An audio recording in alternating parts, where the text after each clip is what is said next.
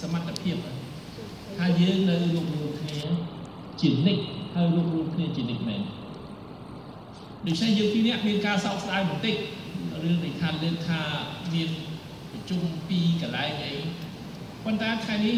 យើងមកជួបជុំគ្នាមានវត្តមានទាំងលោកកឹមសុខាទាំងខ្ញុំសំរងស៊ីហើយមកប្រជុំនៅ VC Saint George មុនចាប់ដើមធ្វើជា meeting ជាផ្លូវការធ្វើនៅ VC Saint George មុន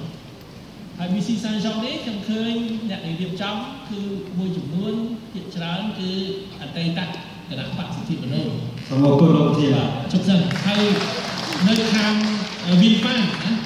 អ្នកដែលរៀបចំកំពុងតែរៀបចំនេះគឺភាគច្រើនគឺអតីតគណៈបក្សសំរងស៊ីឥឡូវគុំសុខាសំរងស៊ីទៅទាំងពីរកន្លែងមក VC មុនហើយទីទៀតយើងទៅ VFAN ខ្ញុំសូមស្នើសូមឲ្យអ្នករៀបចំនៅកន្លែងនេះណាគឺអតីតគណៈបក្សសិទ្ធិមនុស្សសូមធ្វើដំណើរជាមួយនឹងគុំសុខាសំរងស៊ីយើងទៅ VFAN មួយរយៈពេលហើយទៅចាប់ដៃគ្នាយើងជាពីរនាក់យើងនឹងណែនាំចំពោះមកឲ្យអតីតសិទ្ធិមនុស្សហើយអតីតសំរងស៊ីឈប់ប្រើពាក្យសិទ្ធិមនុស្សសំរងស៊ីគឺឥឡូវនេះយើងសង់គ្រោះជាតិទាំងអស់នេះ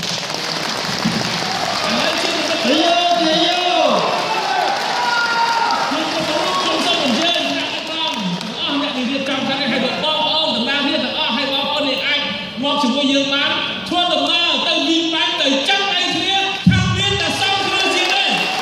ហើយថ្ងៃក្រោយអស់យើងជុំគ្នាថ្ងៃក្រោយមានតែសង់គ្រោះជាតិទេឥ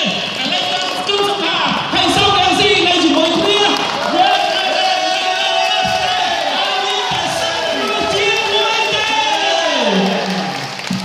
យើងអរគុណលោកប្រធានខ្ញុំមានសេចក្តី